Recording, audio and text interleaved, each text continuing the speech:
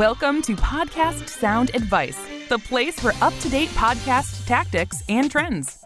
You'll find actionable strategies to help you grow your audience, expand your influence, and monetize your content. Join Phyllis and Kelvin for Podcast Sound Advice starting now. Welcome to Podcast Sound Advice, the place where we share what's working with podcasts today. Our goal is always to help you create a bigger impact with your show, and today's topic is going to be a big help with that. This is Phyllis, and I'm happy that you're here. You know, I'm often asked how people can grow their podcast. They want to grow their show to reach more people, obviously, to create bigger impact. Most of our clients are small business owners, and they're using their podcast as a way to connect with potential clients, and we want to help them do more of that in an easier, more consistent way. So growth in listenership and creating those connections helps with both monetization and opportunities both directly and indirectly. So there's not a silver bullet answer, but like lots of things in the content world, what helps growth is a blend of doing a few things consistently and well. So today we're going to talk about the R in the ROI formula. Maybe we'll call it the Roy formula. Anyway, are you a Ted Lasso fan? I hope you are. If you've not watched it yet, check it out. The only way that I can describe the show is that it makes you feel good, which sounds kind of corny, but it's true. Anyway, one of the characters on the show, one of my favorites, is a retired footballer named Roy Kent. So I'm always going to think of him whenever I talk about the Roy formula or the ROY formula. How's that for a memory device there? A trigger.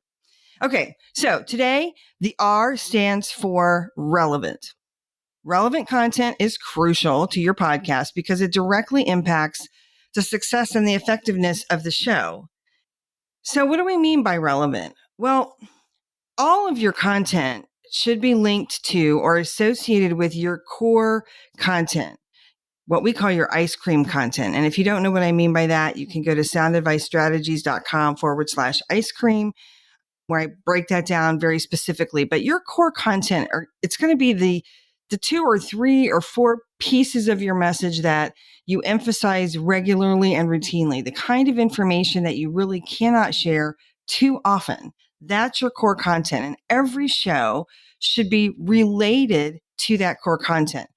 And that's what we mean when we say relevant, right? It's a big part of why relevant content helps a show grow.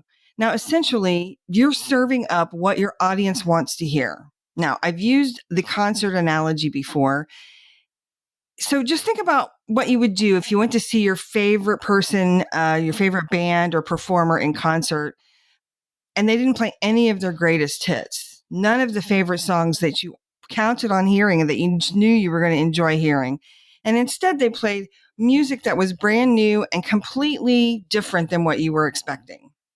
Well, you might enjoy the show. You still might be glad that you went, or you might be disappointed that you didn't get to hear some of your favorite songs. Well, that's how listeners can feel if you don't keep your content related to your core concepts.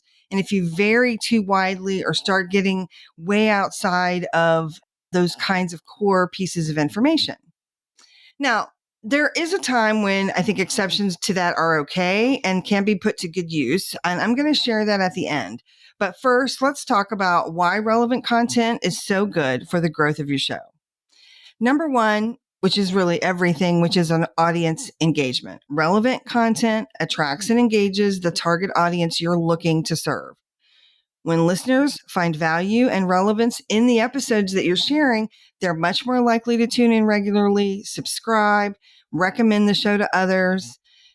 Bottom line, engaged listeners contribute to the growth and the popularity of the podcast, both because they come back again and again, also because they're much more likely to share it.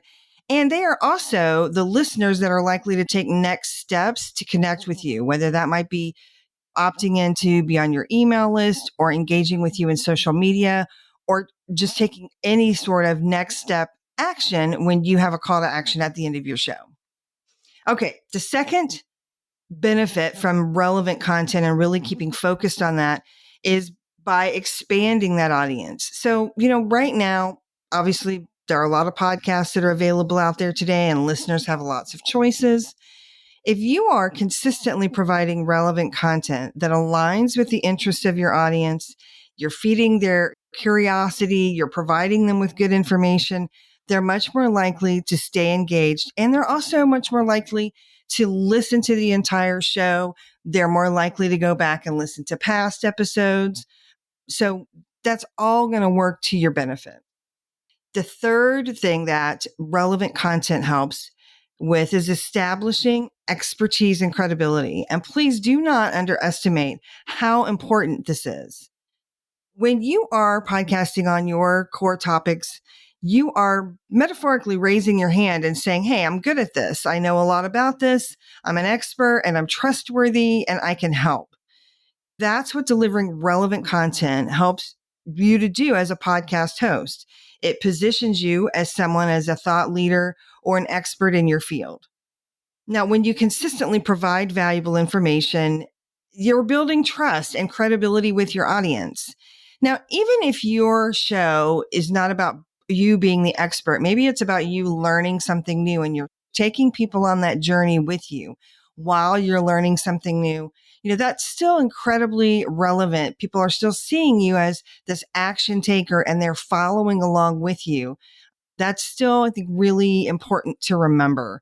That credibility doesn't have to mean you know everything under the sun there is to know about this topic.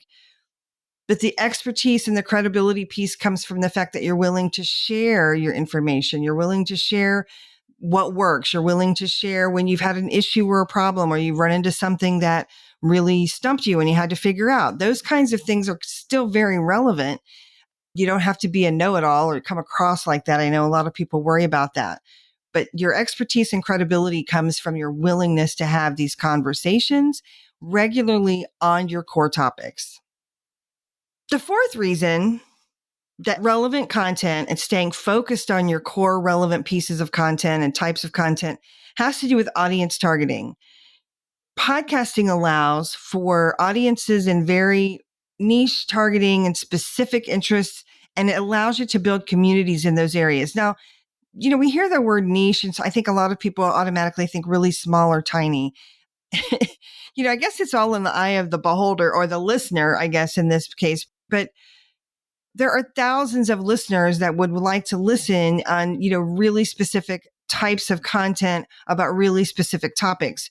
So it doesn't mean that the numbers are going to be small. It just means you're being really focused in who you're talking to. You're being really focused in the kind of content that you're sharing. And you're saying, hey, we're all part of this community and everybody listening is part of the people who are interested in this topic or people who are pursuing these kinds of goals and activities. That is important. Humans, we're all kind of wired really to be somewhat tribal and find people that share our interests and share the things that are important to us.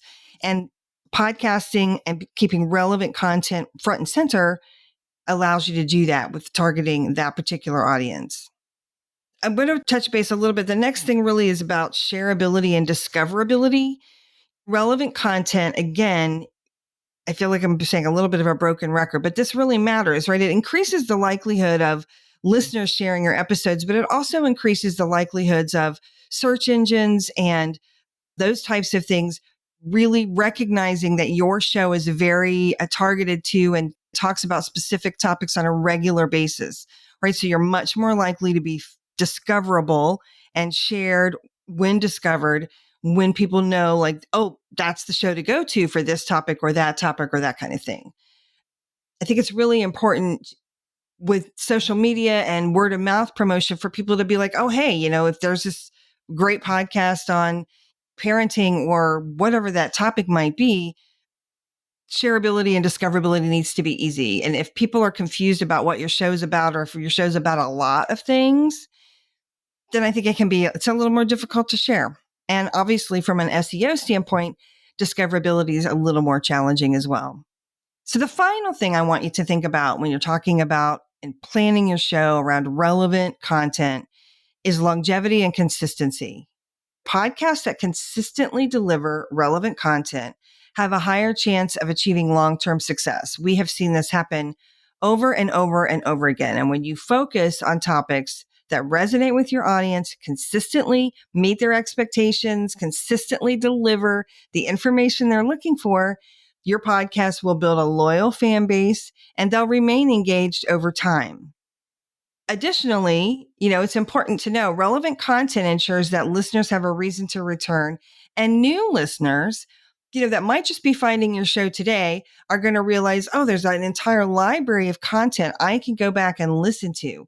And we see this happen all the time. Our podcasters have downloads from past episodes that are months and sometimes even years old. So it's nothing to be discounted, right? When you are consistent in the kind of content that you're sharing, that all works on your behalf.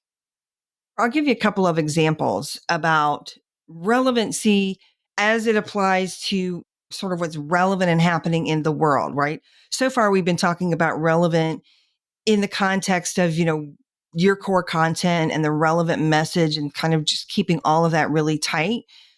There are times it may make sense for you to talk about what's relevant in the world. A good example, one of our clients, Elizabeth Morphus, she's the host of the Literacy Teacher's Life podcast. It's a great show. She's an advocate for helping children become good readers and fans of reading.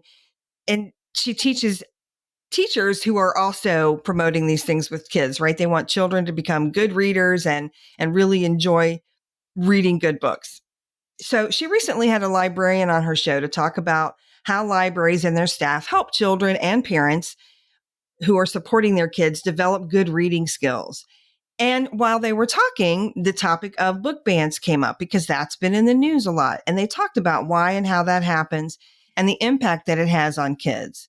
So while that wasn't the main focus of her show, and book bans is not something she talks about regularly, and she may never talk about that again, obviously, but because it was relevant to her guest and it was in the news and something that's being discussed by parents of school-age children in a lot of communities, it seemed relevant to talk about it. So I think it was a really smart way for her to bring that information into her show. Now, there's one other exception that I think, we want to talk about, and it can be powerful to deviate from your content when something extraordinary or exceptional happens. Now, what would that be? Obviously, the example that comes to light for all of us, right, was when the pandemic began in 2020. Lots of our podcasters, they already had their shows, mid-March of 2020 is when it impacted most of us here in the United States. And some of our clients already had their March and even some of their April shows recorded and that sort of thing. And they came to us and they were like, oh my gosh, I can't wait 4 or 5 weeks before I have a show where I talk about the impact of the pandemic on my business or my family and even just me as a person and as a part of a community.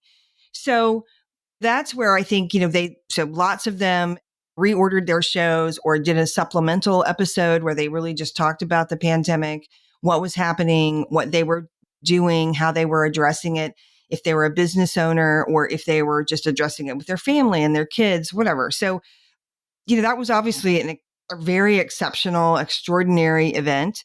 And there may be other things that happen too. I think a couple of things that come to mind are, if something major happens in your industry, there's a new player in your industry, or maybe somebody in your industry buys, there's a big merger in your industry and a couple of big companies join forces, or I don't know, some new discovery comes out that really changes how things are done in your industry. That we see that a lot of times in the health and fitness world, right? Like different kinds of, treatments and modalities become available. And so that's where it might make sense to really deviate a little bit and talk about something a little different from the core content because it's so important.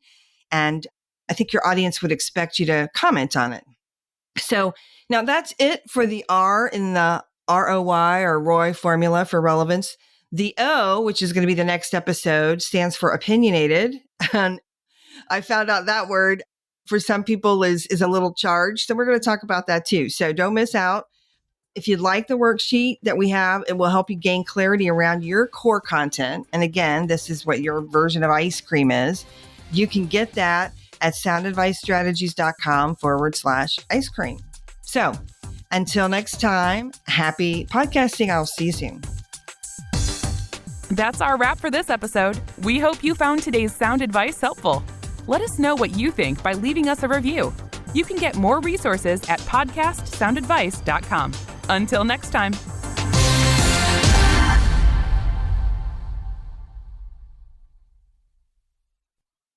This podcast is part of the Sound Advice FM network.